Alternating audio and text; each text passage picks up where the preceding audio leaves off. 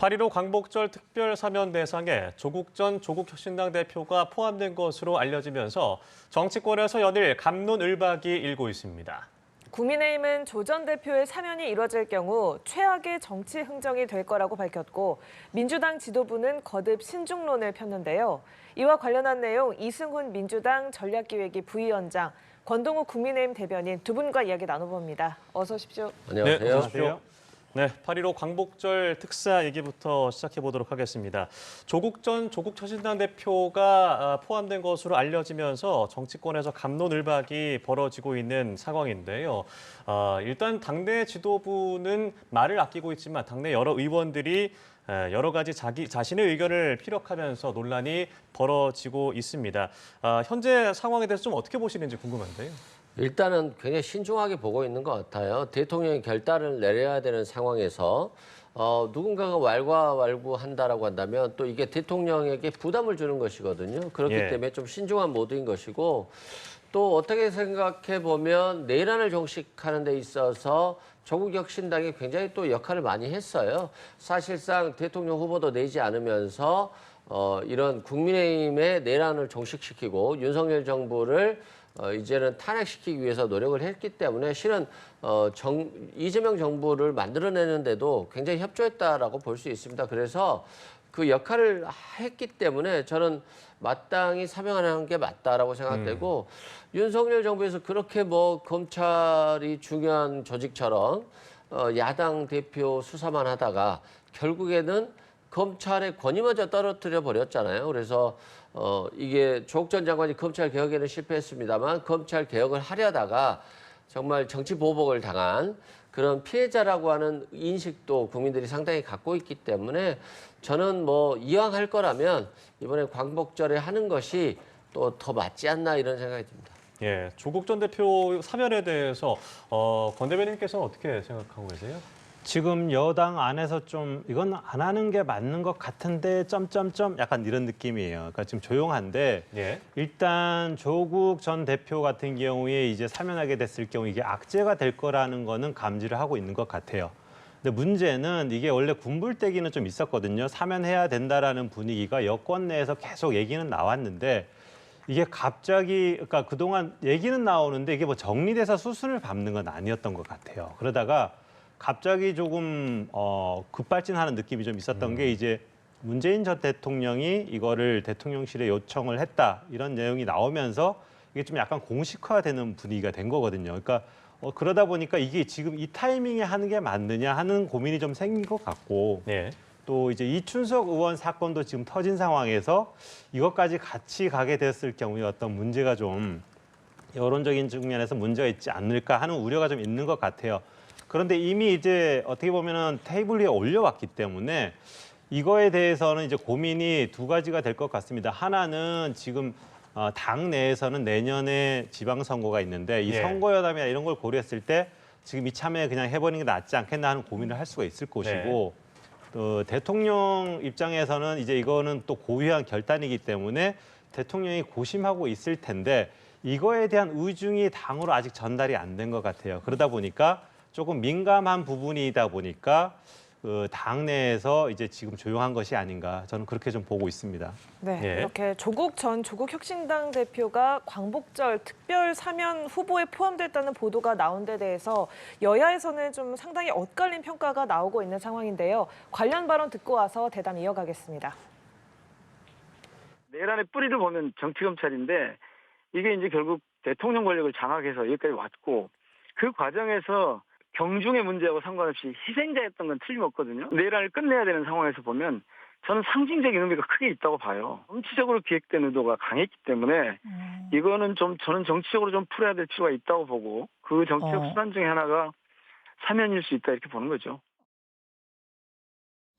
조국 전 대표가 독립운동을 했습니까?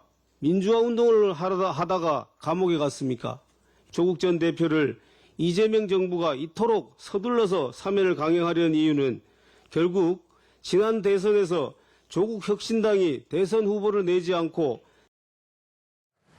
네, 민주당에서는 이야기한 것처럼 신중론도 있습니다만 조국 전 대표 사면은 일상회복, 내란 종식의 상징으로 의미가 있다라는 이야기가 나왔는데 또 반면에 국민의힘에서는 최악의 정치 사면이다라는 비판이 나왔고요. 자, 그리고 또 이 외에도 특사 대상자 명단에 윤미향 전 의원이 포함된 것을 두고도 지금 국민의힘에서 지적을 하고 있습니다. 아직 이 명단 이재명 대통령이 확정을 지은 건 아닙니다만 이 보도된 특사 명단에 대한 여야의 반응 두 분께서는 좀 어떻게 보셨는지. 일단은 뭐 결정을 아직 안 하셨기 때문에 뭐라고 표현하기는 어렵습니다만 조국 전 장관 한번 보십시오. 법무장관 되자마자 윤석열 전 대통령이 그랬다는 거잖아요. 그만두면 적절하게 잘 해주겠다는 취지로 얘기를 했다는 거 아닙니까? 그런데 그렇게 검찰 개혁하겠다라고 하니까 뭐 표창장 문제, 인턴 확인서 문제, 물론 아파 찬스라는 엄청난 비판은 있었죠. 그런데 이게 권력형 범죄나 이런 건 아니었잖아요. 그런 측면에서 검찰 개혁한다라고 하니까 이렇게 자신의 부인도 수사를 해서 한 5년 정도 감옥에 갔고요. 자신의 딸도 뭐 의사면허 자격증까지 다 따서 의사가 됐습니다만 그것도 박탈해서 실은 대학교 자격증까지 없어졌기 때문에 고졸이 된 상황이고요. 뭐 동생도 구속됐었고 조카도 구속됐었고 이만큼 뭐 어떻게 보면 검찰 개혁하겠다라고 법무장관 한 죄죠. 그런 측면에서는 지금 윤석열 전 대통령이 정말 검찰을 완전히 망가뜨렸기 때문에 검찰이라고 하는 것들이 결국 그때 조국 전 법무장관이 제대로 개혁을 했다라고 한다면 이 지금의 검찰은 안 됐을 거란 말입니다. 그래서 원상 회복 차원에서라도 저는 조국 전 장관을 사면하는 게 맞고 뭐 금요일 크리스마스 때 사면하느냐 광복절에 사면하느냐 이런 고민은 있었어요. 저도 좀 빠른 거 아닌가 이런 생각도 들었습니다만 또 다르게 생각해 보면 어차피 크리스마스 때 사면할 생각이 있다라고 한다면 차라리 과감하게 내란 정부, 내란 국민의힘을 정당을 종식시키고 윤석열 정부를 종식시키는데 같은 힘을 썼잖아요. 그런 측면에서는 8.15 광복절 때 확실하게 사면을 하고 앞으로도 다시는 이런 내란 정부가 들어서지 않도록 협의하고 협조하는 것이 더 좋지 않을까 싶습니다. 네, 윤미향 전 포함된 의원 거. 관련해서는 또 어떻게 생각하시는지 궁금한데요. 저도 뭐 윤미향 전 의원에 대해서는 좀 오래전 일이라서 좀 판단이 어렵습니다. 네. 김복동 할머니와 관련해서 이게 횡령한 거 아니냐 이건 좀 부담스럽죠. 다만 윤미향 의원이 대법원 판결에 대해서는 상당히 비판적으로 했기 때문에 법원 판결만 보자면 윤미향 의원에 대한 사면이 저는 좀 부담스럽다고 생각을 해요. 예. 그리고 윤미향 의원이 지금 바로 정치에 복귀할 게 아니라고 한다면 지금 8.15 광복절에 좀 하는 게 맞았을까? 차라리 뭐 크리스마스라든가 다음 기회도 좋았을 건데 라는 생각을 합니다만 이것도 민주당 내부에서는 윤미향 의원도 결국에는 좀 윤석열 정부의 검찰에 의해서 희생된 희생양이다라고 보는 게 좀 강한 것 같고요. 그런 측면에서 대통령이 조국 전 장관보다도 오히려 좀 고민할 수도 있겠구나라는 생각이 듭니다. 예, 그러니까 조국 전 대표에 대해서는 정치 검찰의 희생자라고 보는 시각이 좀 있는 것 같고요. 또 반면에 윤미향 전 의원에 대해서는 이 사면하는 상황이 좀 부담스럽다라는 말씀을 하셨거든요. 어떻게 생각하세요? 저는 윤미향 전 의원이 왜 지금 사면 대상이 되는지 도저히 좀 이해가 안 가요. 그러니까 이분이 한 일이 이제 보면은 그 위안부 일제시대 때 가장 큰 피해자 중에 한 분이 이제 위안부 할머니들인데 이분들이 이제 이용당했다라고 이제 공개적으로 얘기도 했었고 비판도 했었던 이 대상이거든요. 그리고 그분들을 위한 단체라고 하면서 횡령을 한 혐의로 이제 유죄 선고를 받았단 말이죠. 그럼 이분을 근데 8.15 광복절이잖아요. 광복절에 사면한다라는 건 도저히 앞뒤가 안 맞는 거죠. 도저히 왜 이런 얘기가 나왔는지 이해가 안 가고 만약에 이분을 사면한다고 하면은 이거는 아마 굉장히 정무적 판단에 문제가 있다. 저는 이렇게 보고 있고요. 그리고 도저히 왜 이해할 수 없는 일이 이제 벌어지느냐 좀 생각을 해보면은 이거는 저는 운동권의 특유의 그런 어떤 특권 의식이 아닌가 싶어요. 자기들끼리는 무슨 짓을 해도 감싸 안는다라는 그런 특권 의식이 여기도 이제 발현되는 것 아닌가.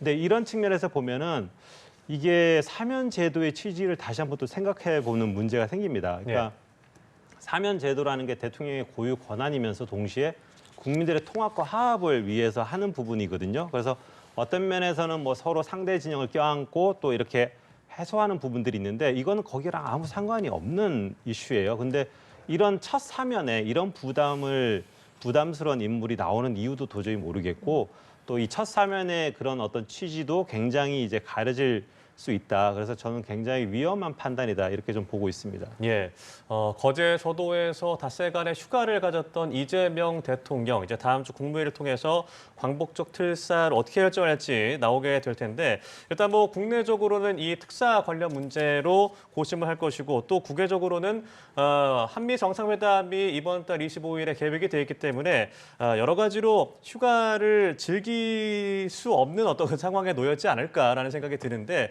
어떤 전국 구상을 좀 했을까요?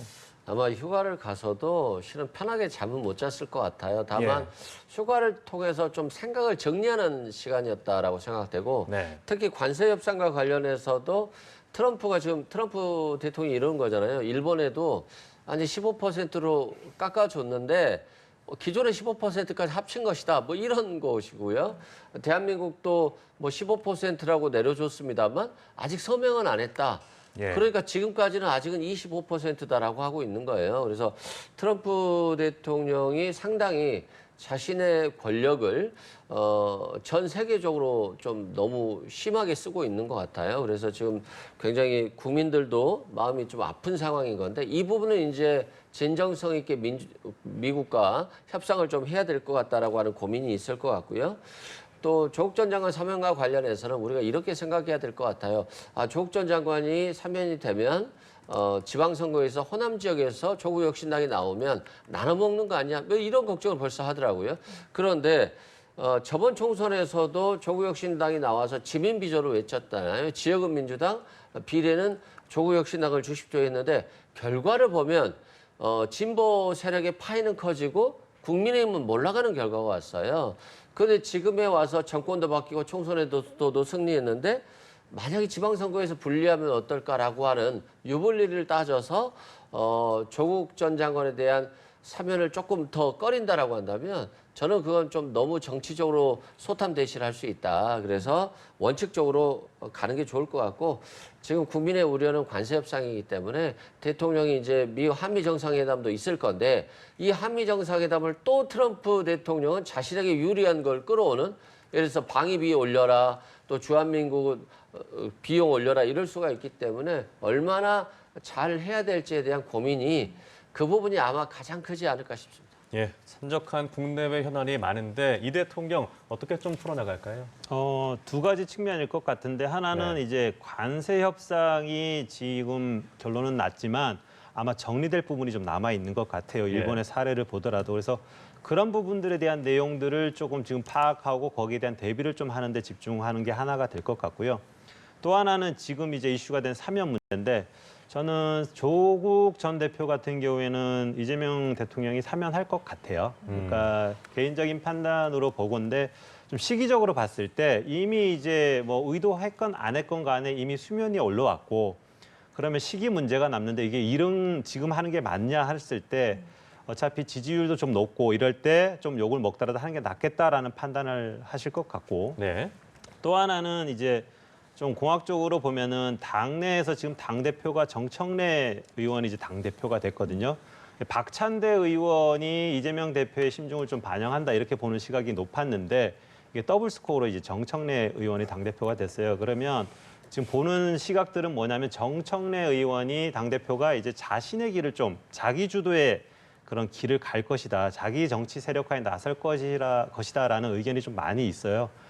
지금 어떻게 보면은 이재명 대통령이 걸었던 길을 갈 가능성이 높거든요. 그러니까 강성 지지층을 대상으로 자기의 입지를 이제 강화시키면서 갈 가능성이 높은데 그랬을 경우에는 이재명 대통령으로서는 좀 당내에서 그런 견제 세력이 또 하나 필요하겠다. 그런 면에서는 조국 전 대표 같은 경우를 또 염두에 두고 이제 어떤 이합집산의 모습을 보이거나 견제하는 모습들을 가능하겠다. 그런 것까지 생각을 한다고 하면은 사면 문제는 그렇게 좀 풀어갈 것 같습니다. 예, 특사 대상자는 다음 주쯤에 확정이 될 텐데 좀 더 지켜봐야겠고요. 자, 이번엔 특사 이야기 여기까지 하고 주제를 좀 바꿔보겠습니다. 이춘석 의원 차명거래 의혹에 연루된 보좌관이 이재명 정부 국정기획위원회에서 활동했다라는 언론 보도가 있었는데 이에 대해서 국민의힘에선 이번 의혹이 빙산의 일각일 수 있다. 이춘석 게이트가 아니라 국정의 게이트다라고 범위를 확대하면서 나서서 특검 수사, 전수조사를 촉구하고 있습니다. 자, 이 상황 어떻게 보십니까? 일단 지금 그 이춘석 의원 사건 같은 경우에 이제 여러 가지 이슈들이 있는데 그중에 가장 핵심은 뭐냐면 이해충돌이거든요. 그러니까 본인이 국정기획위의 경제 2분과장을 맡으면서 AI 정책을 주도하고 있는데 네. 사실 이번에 이제 그 주식을 거래했던 그 종목들이 그 프로젝트 AI 국가적으로 지원하는 AI 프로젝트에 선정된 어떤 회사들이란 말이에요. 이제 그런 면에서 보면은 이제 이해충돌 문제가 굉장히 심각한데 저는 이게 그냥 단순히 뭐 이번 해프닝성으로 보지 않는 게 좀 이해충돌이 좀 만연되어 있다라는 생각이 좀 들어요. 그러니까 지난번 얼마 전이었죠. 인사청문회 할 때에도 이해충돌의 의혹을 받는 후보자들이 상당히 많았거든요. 근데 그게 이제 더불어민주당이 지금 국회에서 다수당이다 보니까 사실 이제 비호 아래 그냥 끝나버렸어요. 증인도 뭐 없고 이런 식으로 이제 끝나버렸는데 어떻게 보면은 그런 이해충돌이 아무것도 아니다라는 불감증, 도덕 불감증이 저는 좀 쌓여 있다고 봅니다. 그러니까 그런 부분들을 감안을 해보면 이 분위기가 단순히 이춘석 의원 개인의 어떤 것일까 그렇게 보지는 않거든요. 그런 면에서 보면은 국정기획위 안에서도 이런 사례들이 다수 나올 수가 있다. 그래서 그런 부분들에 대해서 충분히 전수조사가 필요하다. 당연히 필요하다. 그리고 이런 부분들을 초반에 잡고 가지 않으면 나중에 언젠가 또 나오게 될 터인데 그 부분이 좀 더 부담으로 작용할 것이기 때문에 이 부분에 대해서 좀 여당에서 좀 고민을 해야 되지 않겠나 생각을 하고 있습니다. 네, 이춘석 의원이 탈당을 했음에도 논란이 좀처럼 사그라들지 않고 있고 또 야당의 공세 수위도 계속 높아지고 있는 상황인데 특검 필요성 주장하는 것에 대해서 어떤 생각 가지고 계십니까? 뭐 좀 특이한 주장을 하는 거죠.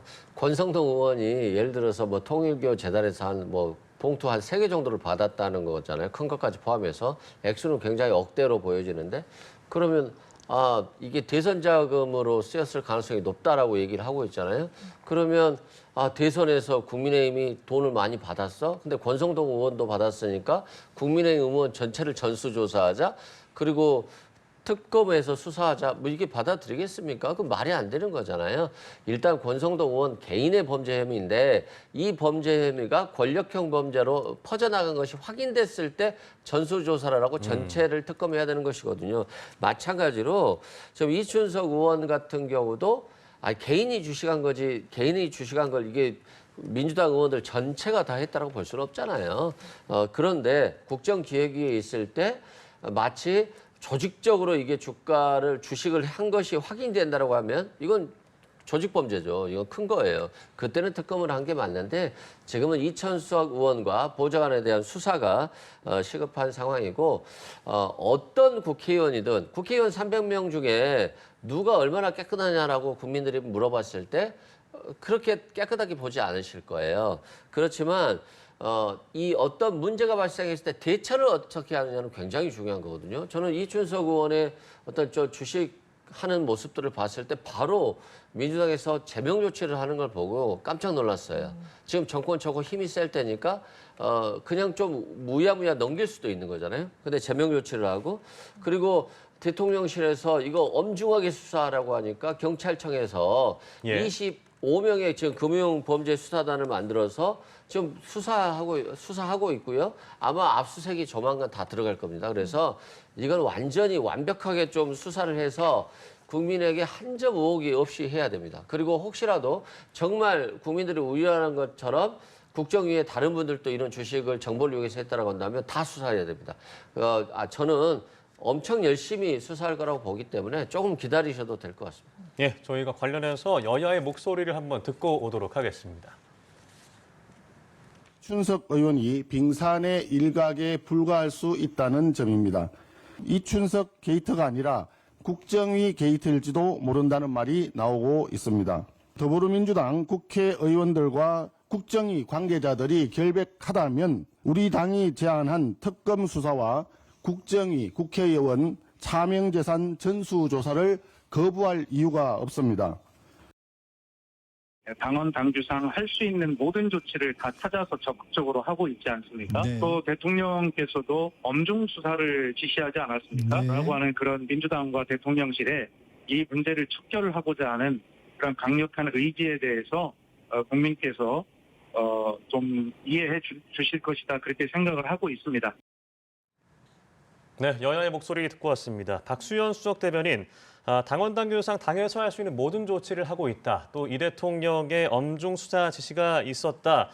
국민께서 이런 부분들, 이런 의지에 대해서 이해해 줄 수 있을 것이다라고 발언을 했는데 어떻게 좀 들으셨습니까?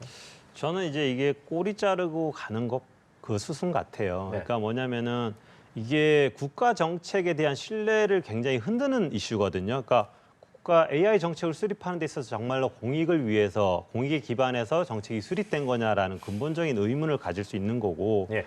또 여기에 사적 이해가 끼어 있지 않느냐 하는 부분들에 대해서 충분히 의심을 가질 수 있는 부분이거든요. 이런 부분들을 해소하고 가야 되는데 그렇다고 한다면 이제 전수조사를 국정기획에서 하는 게 맞는데 해소하고 가는 게 훨씬 낫는데 아마 제 생각에 전수조사하게 됐을 경우에 만약에 추가 사례가 나오게 된다면 굉장한 큰 문제가 될 거거든요. 그러니까 초반부터 국정의 이제 어떤 신뢰성이 이제 철저히 이제 흔들리기 때문에 그런 부분에 대한 부담이 있을 거고 그리고 아마 또 아까 전에 말씀드린 대로 어떤 그런 만연된 분위기 속에서는 이해 충돌 사례가 또 있을 수 있어요. 제가 봤을 때 이랬을 경우에 부담이 더 커지기 때문에 아마 이거를 이제 안 하고 갈 가능성이 높고 그러려면은 지금 이춘석 의원을 강하게 이제 정리하고 가는 수밖에 없거든요. 그러니까 어떻게 보면은 지금 의원직을 제명한다는 건 가장 센 조치거든요. 네. 근데 이게 나왔다란 이유는 뭐냐면은 이거는 이춘석 한 명을 버리고 가겠다. 이렇게 이제 판단한 것으로 봐야 됩니다. 그래서 꼬리 자르고 갈 것으로 보이고 더 큰 근데 문제는 이제 이것들이 나중에 지금 이제 꼬리 자르고 갔는데 이게 나중에 행여라도 한두 개가 더 나오게 된다고 한다면은 그때는 아마 걷잡을 수 없이 커질 수 있다. 그래서 이런 부분들에 대해서는 좀 앞으로 우려가 된다. 이렇게 말씀을 드리고 싶습니다. 예, 이게 뭐 직접적인 관련이 있는 건 아닙니다만 세제 개편안에 대한 국민들의 어떤 분노, 반대와 더불어서 나왔던 일이기도 하고 또 송원석 원내대표도 얘기를 했습니다만 국정위 게이트일지도 모른다. 국정위 관계자들이 결백하다면 차명재산 전수조사를 거부할 이유가 없다라고 발언을 했습니다. 관련해서 어떻게 생각하세요? 일단 뭐 굉장히 국민들께 송구스러운 일이죠. 주식을 5,000포인트 올리겠다라고 했고 대통령께서 폐가망신시키겠다라고 했잖아요. 부정한 짓을 네. 하면. 그런데 지금 AI라든가 대규모 투자를 정부가 해서 국가 발전 산업으로 육성하겠다라고 하는 상황에서 며칠 좀 더 먼저 알았다고 그 주식을 산다라고 한다면 굉장히 국정에 대한 신뢰도는 떨어지는 거 아니겠습니까? 네. 물론 저 이춘석 의원이 산 주식 액수라든가 이런 개수를 보면 뭐 소액으로 저는 판단은 되지만 이 소액이냐 다액이냐를 떠나서 굉장히 국민들 입장에서 보면 불신할 수 있죠. 저렇게 정부 위반자들이 정부를 위반해놓고 국민들보다 먼저 주식을 산다?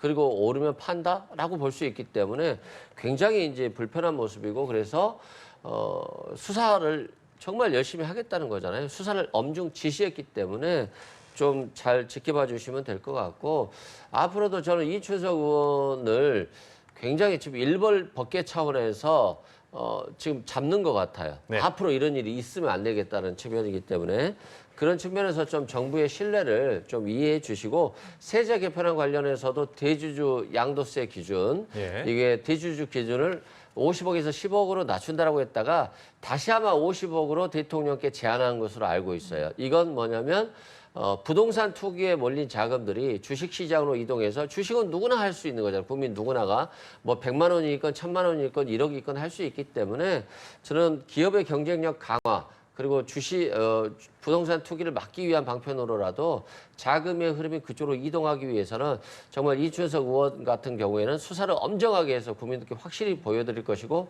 그렇게 할 거다라고 말씀드립니다.